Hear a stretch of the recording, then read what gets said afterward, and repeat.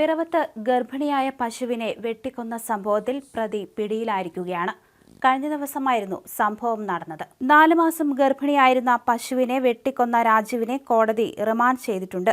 പിറവം ഇടക്കാട്ടുവയൽ സ്വദേശിയായ മനോജിന് നഷ്ടപ്പെട്ടത് തന്റെ ജീവിതമാർഗമായിരുന്നു.